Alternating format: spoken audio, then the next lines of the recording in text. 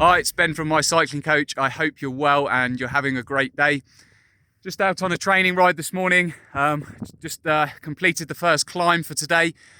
15 kilometers with over 1,400 meters of climbing within that first climb. So about an average gradient of 10%. Quite a tough one to start the day. But it's actually brought me up to over 2,000 meters of sea level up here. As you can see, a lot of snow still lying around. Really nice to have some blue skies here again in Austria as well. We've had a lot of rain over the past 2 weeks, much like at the Giro, if you've been watching. Obviously been very wet there, and here in Austria we actually haven't been too far from some of the stages there. So it's been really good to get back out on the road today in some dry conditions and get some training rides in. Anyway, I wanted to do a video on the page today to talk to you about rest days, recovery days and recovery weeks, and structuring your maybe training blocks and monthly training, as I have just come off the back of 3 rest days and a bit of a recovery period after a block of training, and it just surprises me every time with how great I feel after doing a build over a certain period of time with my training and then building in that recovery period or that recovery week and days, and how good I then feel when I get back on the bike. And despite being a sports scientist, coach and studying exercise physiology, often as cyclists, we can just want to keep riding our bikes, keep training as much as we can, certainly as we get into the summer now, because we think, this is really going to just, the more we train, the more we're going to improve. However, that is not often the case. It is really important to incorporate those rest days, recovery days, to make sure that you don't hit a plateau. This will allow you to keep progressing, but also don't risk that, overtraining and really putting yourself in a bit of a hole with your training where, if you do keep riding your bike, you're not taking rest days, you're not taking recovery days, then you will get to a point where you will really struggle to be hitting any sort of intensity with your riding, and you may find, you are at a very high risk of overtraining, causing injury, and a lot of the other things that are associated with that sort of overtraining syndrome. So I've got 3 tips for you today on what you can do and how you can use rest days, recovery days, and structure your blocks a little bit. And the first tip is just really make sure you are taking rest days as part of your normal training week. Now, I would recommend a minimum of 1 full rest day a week, if not 2. You can have 1 full rest day during the week and then maybe have another day as part of your training week where you will just perform a real low intensity recovery ride. This may just be in zone 1 for 30 to 60 minutes if you do want to have, you don't want to have 2 full rest days.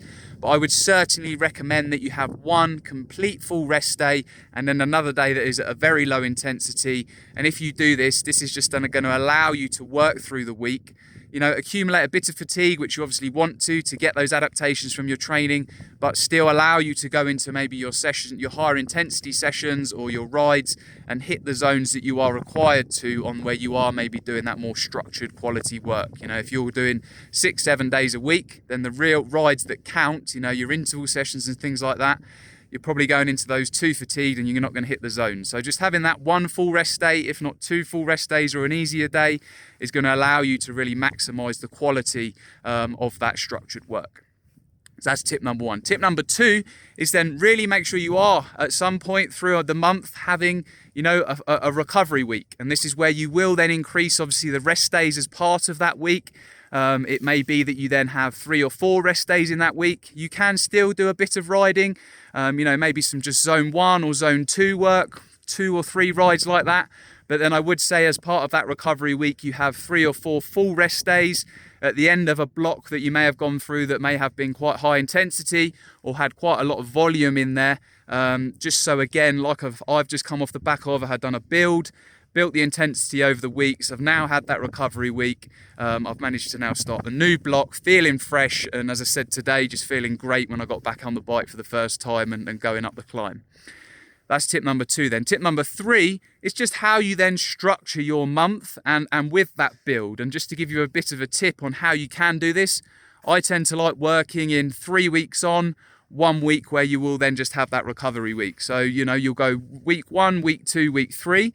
build the intensity or build the volume as you go through those weeks, depending on what your goal is. You know, if it's maybe if you're doing some shorter events or races or TTs, or if you've got an endurance ride that you're doing or sportive, obviously the build, the intensity and the volume as you work through those weeks will need to be specific to what your goal is.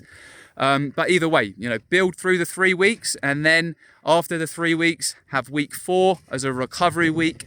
That's going to allow the body to adapt to all of the training that you're doing or you have done over those past 3 weeks. You know, allow the body to progress. You know, when we're resting and you're taking the recovery after going through a build, that's where the body is adapting to the training. You're making that progression. And if you follow that structure, 3 weeks on, 1 week off, 3 weeks on, 1 week off, and you do this for a period of months, this is going to allow you to progress a lot more than you would if you were just trying to hammer it out all the time, really trying to progress every week. And as I say, if you're doing that and you're riding hard all the time, you're not taking the rest days, not taking the recovery weeks, eventually you will hit a plateau, start detraining, not be able to hit the zones or that volume that you need to, and be at risk of overtraining and, as I say, injury and all the rest of it. So yeah, hope you found that useful today, guys. Just a few tips there. Really get your rest days in and your recovery. It's going to allow you to keep progressing. If you found the video useful today, please drop a like on it. Feel free to follow, share, subscribe, and any comments, as always, would love to hear from you. Have a great rest of your day. Enjoy your riding and speak soon.